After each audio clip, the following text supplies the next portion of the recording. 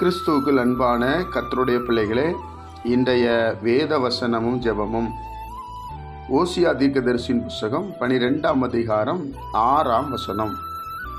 இப்போதும் நீ உன் தேவனிடத்தில் திரும்பு, தயவையும் நியாயத்தையும் கைக்கொண்டு இடைவிடாமல் உன் தேவனை நம்பிக்கொண்டிரு. என் அன்பு கர்த்தருடைய பிள்ளைகளே, இங்கே கர்த்தர் பேசுவதை நாம் பார்க்க முடிகிறது. பரிசுத்த ஆவியானவர் இங்கே யாக்கோபை குறித்து எழுதப்பட்டிருக்கிறது.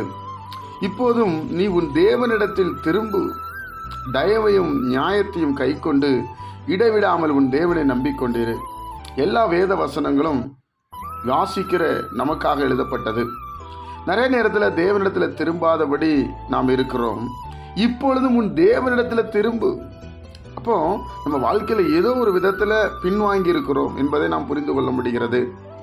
தயவையும் நியாயத்தையும் கைக்கொள்ளு, தயவும் நியாயமும் கைக்கொள்ளு, இடைவிடாமல் உன் தேவனை நம்பிக்கொண்டிரு. அப்பப்போது அல்ல, இடைவிடாமல் உன் தேவனை நம்பிக்கொண்டிரு என்று சொல்லப்பட்டிருக்கிறது. இப்போ கர்த்தருடைய பிள்ளைகளாகிய நாம கர்த்தருடைய நாமத்தினால நம்ம அவரையே நம்பிக்கொண்டிருக்கிறவர்களாய் மாற வேண்டும்.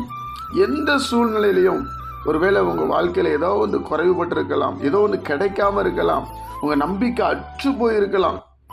போயிடக்கூடாது. அவரை தான் நம்பணும். கட்டாயம் அவர் அற்புதங்களை செய்வார். அவர் கட்டாயம் நமக்கு விடுதலை கொடுப்பார். என் அன்பு கர்த்தருடைய பிள்ளைகளே, வேதம் அழகாய் சொல்லுகிறது, நீ திரும்பிட்டு தயவு நியாயத்தையும் கைக்கொள்ளு, கொண்டு இடைவிடாமல் உன் தேவனை நம்பிக்கொண்டிரு. கேப்பே இல்லாமல் தேவன் தான் எனக்கு கர்த்தர் தான், இந்த காரியத்தில் கர்த்தர் எனக்கு உதவி செய்வார், நான் அவரையே நம்பிக்கையாக கொண்டிருக்கிறேன்ங்கிற ஒரு எண்ணம் மட்டும் நம்மளை விட்டு மாறிவிடவே கூடாது. அது எல்லா காரியத்திலையும் தான். ஏன்னா அந்த 12ஆம் அதிகாரம் முழுவதும் நீங்கள் பார்த்தீங்கன்னா யாக்கோபுடைய காரியத்தை சொல்லப்பட்டிருக்கிறது. என் அன்பு கர்த்தருடைய பிள்ளைகளே, அப்பொழுது நாம் இன்னைக்கு யாரை நம்பிக்கொண்டிருக்கிறோம்? தேவனை நம்பிக்கொண்டிருக்கிறோமா?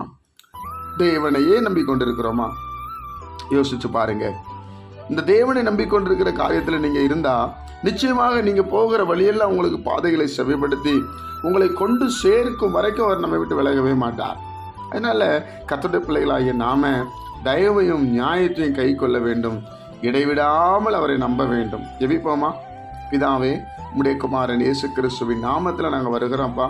ஓசியா தீர்க்கதரிசிட்ட சொன்ன அந்த வார்த்தையை எங்களுக்கு சொன்னீரன்னு நாங்கள் விசுவாசிக்கிறோம். நான் தேவனிடத்தில் திரும்பத்தக்க எனக்கு கிருபை தரும். எந்தெந்த இடத்துல நான் விழுந்து போயிருக்கிறேன், எந்த இடத்துல உம்மிடத்தில் திரும்பாமல் நான் நிற்கிறேனோ, இங்கெந்தெல்லாம் கர்த்தருடைய தயவு எனக்கு இறங்கி வரும்படி நாங்கள் ஜெபிக்கிறோம். இதனால் எங்களுக்கு நீர் ஆசீர்வதித்து தாரும். சமாதானத்தை, சந்தோஷத்தை கொடுத்து மேன்மைப்படுத்தும். இயேசு கிறிஸ்துவின் மூலம் ஜெபிக்கிறோம் நல்ல பிதாவே. ஆமென்.